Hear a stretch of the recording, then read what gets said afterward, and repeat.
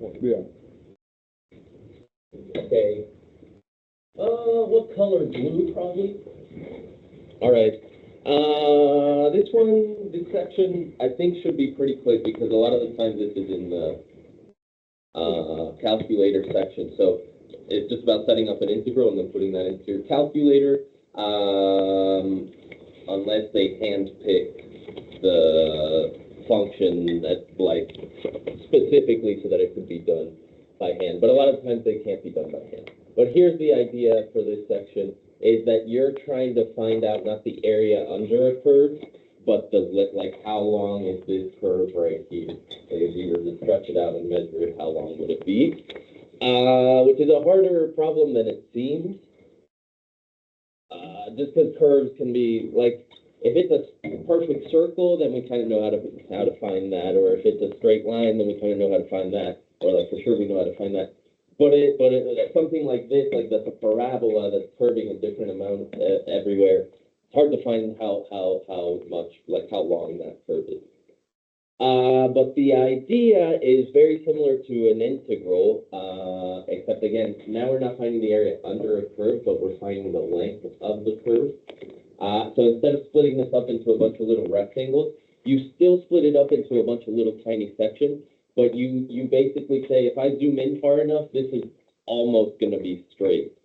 So you split it up into a bunch of little straight line sections.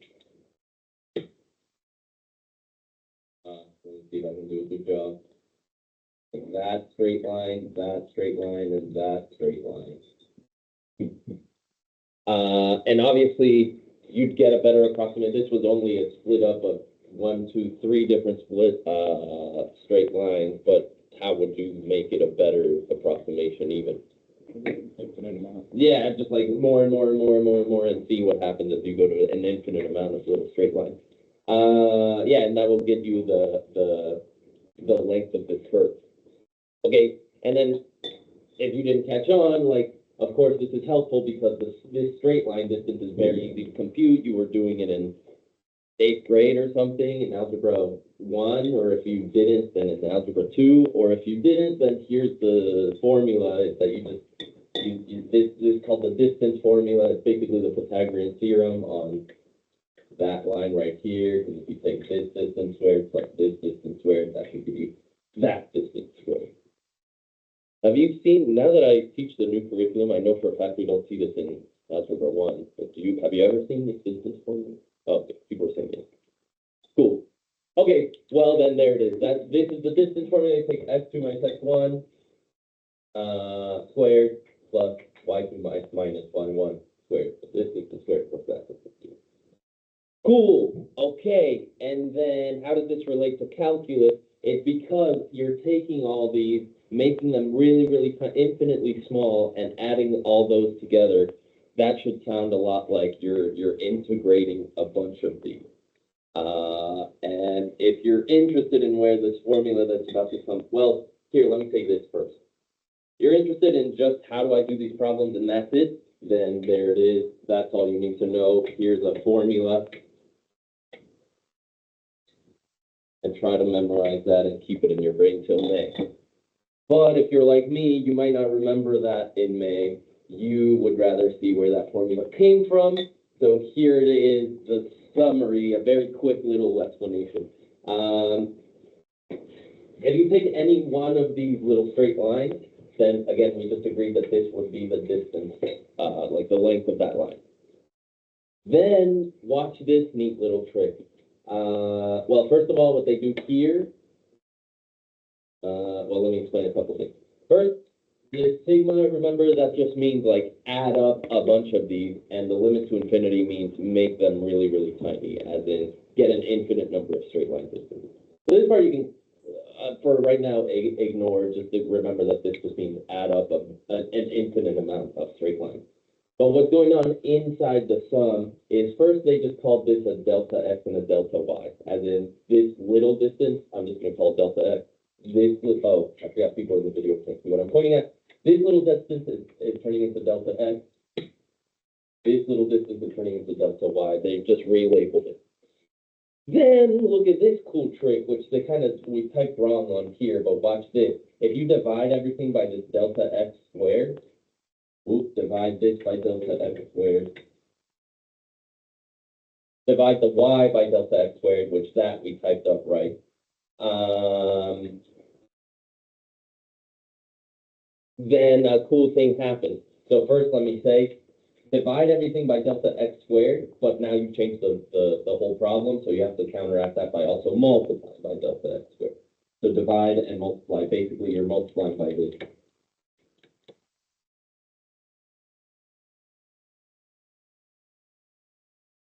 You're multiplying that by delta x squared, like that. And it's in a square root, so this is in a square root, whoop, like that. So what just happened is this delta x squared, you divide everything, all these by that. Delta x over delta x, y over y, or sorry, y over x, and then this delta x squared is that delta x squared. Cool, but all of that is just to say that watch this neat thing that happened is that delta x over itself is just one. Delta y over delta x, that's going to turn into like a dy dx squared because the y and the x are so small that it's like a tiny distance in y, tiny distance in x. That's exactly what the derivative is. It's like dy dx. So this turns into f prime. And then this is wrong again. This was the square root of delta x squared. It's just delta x, which turns into that dx. Again, that's an oversimplified, like brief little summary, but that's what's going on, and that helps me remember this formula. So hopefully, maybe it helps some of you guys. Start with the distance formula, divide everything by the x's, and then whoop, you get this. That's the very simple summary. All right, cool. So again, what does this tell me? If you take this integral from a to b of this little formula that I highlighted in purple, then you get the arc length of a curve.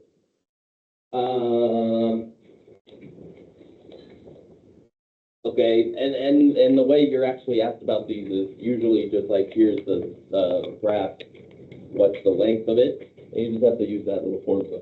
So here it is again, just so we don't forget it.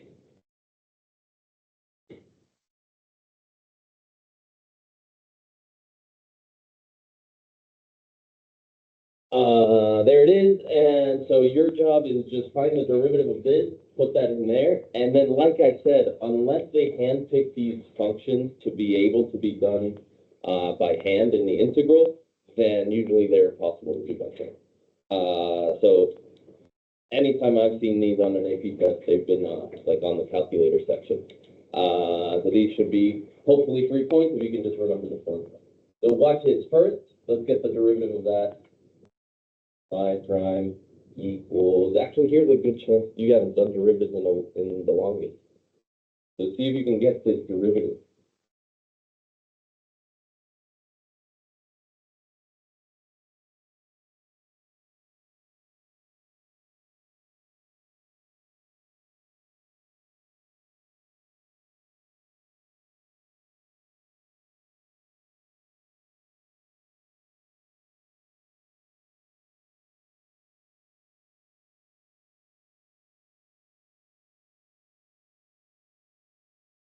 And if you needed it, is that you can rewrite the function like that, like what I just did in blue. And then if you take each derivative, these are just coefficients. The 1/6 and the 1/2 are just coefficients. So you're just worried about the x cubed. So that would be 3x squared over 6. And then this one will be minus 1 over 2x to the negative 2, which I'm just going to put down here. Yes, good with that derivative? Okay, it's been a while, so I didn't know. Hopefully that all came back fast. All right, cool. And then, like I said, that's the hard part of the problem, because now you just go like this. Integral from, they told me 1/2 to 2 square root of 1 plus derivative 3x squared over 6 minus 1 over 2x squared. That's 1 plus f prime squared dx. Okay. All right, and then now let me say that we did handpick these to be able to be done by hand, but that is super, super ugly and takes forever, and I don't think it's worth. I think it's only going to confuse you more than help you understand this concept. So I think let's just do this one in the calculator. Watch this.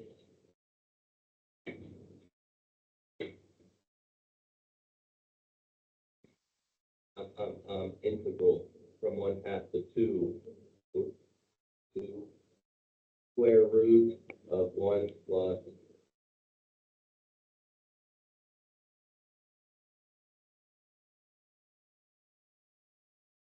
it minus, I'll just look right here. Yeah, minus 1/2 that squared squared dx, it gets that much, 2.0625.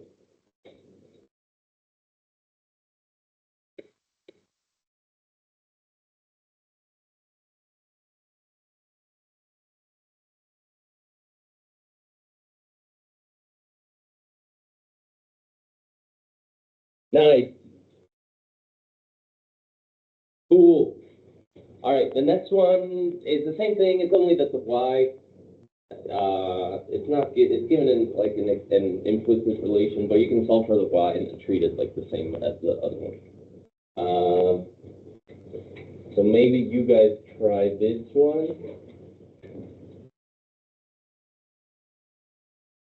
Yeah, just my guidance is to solve for the y first, then find the y prime. And then set up your integral. Obviously, you won't be able, I mean, unless you really, really want to go hard and do the integral by hand, you won't be able to get the numerical answer, but set up the integral if you.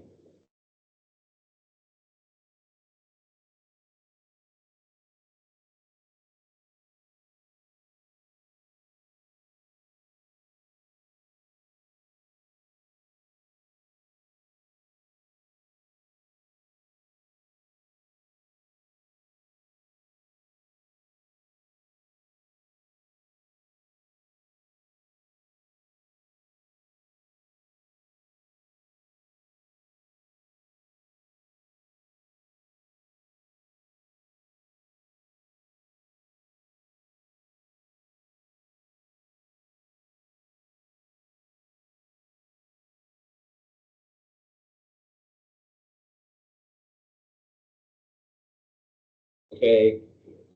Hopefully when you solve for y, you got this x to the 2/3 plus 1, or maybe you put the cube root, but still I think it's easier to write it as 2/3 rather than cube root of x squared. And then take the derivative and you get 2/3 x to the negative 1/3, and then like I said, now you just set up this integral, which is square root of 1 plus that derivative you just got squared. And again, unless you want to go hard and do this by hand, which I can show you the work for in a second, it's not super fun. Unless you do that, you can put this into your calculator, and you put this into decimals, you should get 9.0734.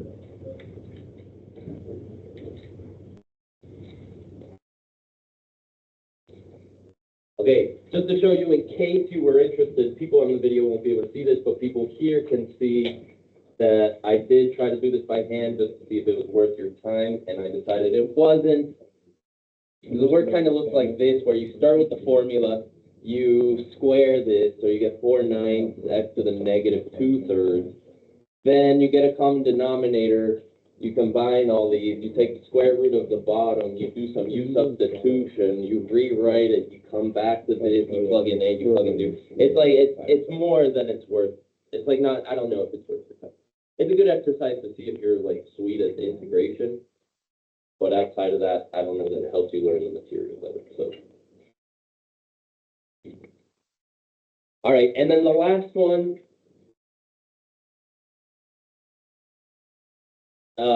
says there's the function, find it from 0 to pi over 4. Hopefully now you get the drill, get the derivative, put it into the formula.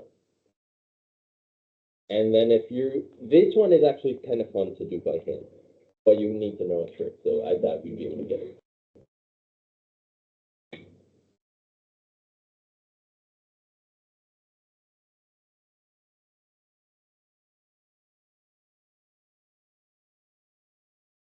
Yeah, that one, if you haven't gotten the derivative yet, I want you to think about it for a bit.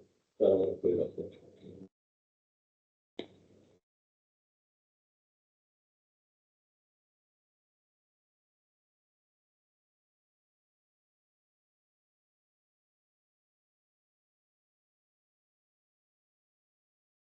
It's just how you.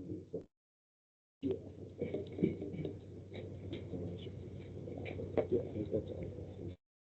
Okay, if you took the derivative and you want to check, you should have said this is a chain rule with the cosine being the inside function.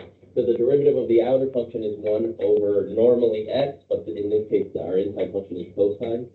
So 1 over cosine, not 1 over x times cosine, 1 over cosine times the derivative of cosine, so times negative sine. That was one that you got on a quiz and on a test in unit 2 and 3 or whatever it was, and a lot of people were missing it. So there it is.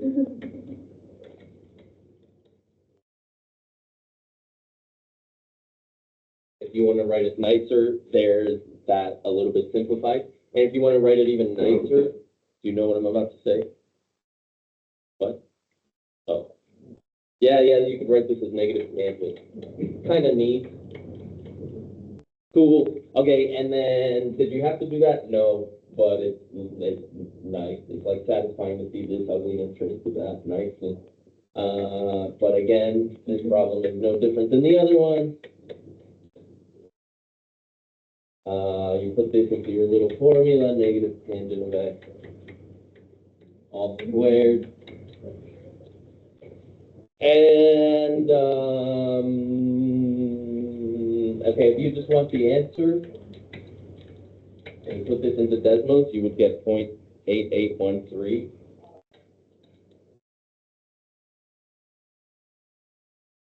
But like I said, this one I think is kind of fun to do by hand. So let me show you that by hand. We have the time anyway. Watch this. If you were to do this by hand, you'd go like this. I need to go from 0 to pi over 4, square root of 1 plus, and then negative tangent squared is just, yeah, exactly, tangent squared of that.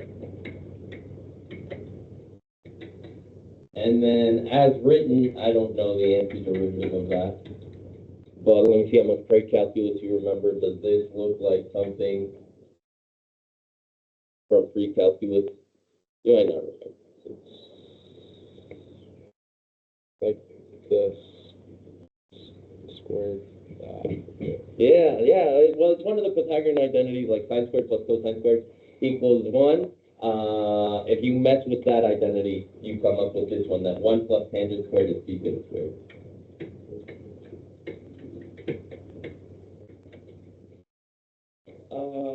Okay, cool. And then the square root of secant squared is obviously secant. Well, the absolute value of secant, I guess. But secant is always positive in the square root, like between 0 and pi over 4. Cool. And then to take the antiderivative of secant, you guys don't know this yet, but there's this neat trick that once you see it, maybe you'll never, hopefully you'll never forget it. Not that this comes up super often, but it is a neat little trick. Like if you want the antiderivative of secant, I don't know what function has the derivative of secant, but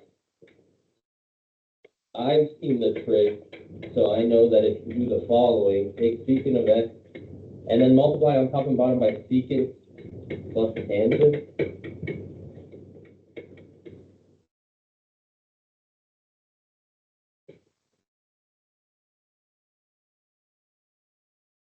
Again, how would you ever think of that yourself? You wouldn't until you've seen this trick. But look what happens. Then on the top, you get secant squared. You distribute this whoop. Secant squared of x plus secant tangent of, well, secant of x times tangent of x. over secant plus tangent.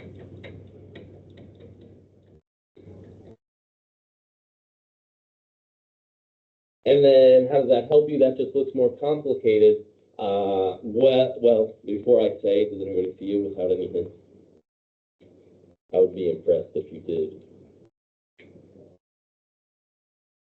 Well, okay. The idea is that now this guy looks like the derivative of tangent, and this guy looks like the derivative of secant. So I see a function whose derivative is also in the integral, so u substitution will get you, like, that'll take care of this integral. So you do u equals secant plus tangent. Then du equals secant, well, secant of x times tangent of x plus secant squared of x. Yeah.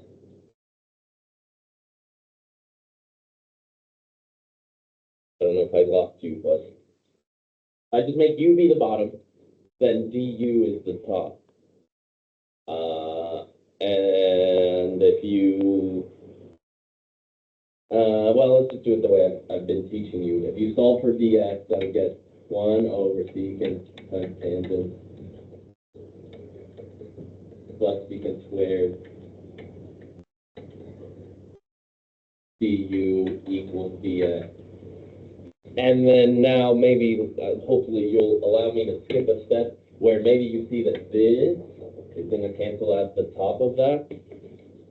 So you're going to end up with integral of 1 over u du, which is just the natural log of u, which is the natural log of secant squared, or sorry, of secant of x times tangent of x, or plus tangent, sorry. And then you evaluate that at pi over 4 and at 0. And then you remember your trig set like unit circle values, and you end up with natural log of square root of 2 plus 1, which is the 0.88 that we have there. But that's not the fun part. I thought the fun part was this little trick. Well, first of all, that 1 plus tangent squared turns into secant squared, which turns into secant, and then we do this little trick, and then you can take the antiderivative. I think this up here is the fun part. And then the details of actually taking antiderivative and plugging in, I guess, is not as fun. What's up, Sam?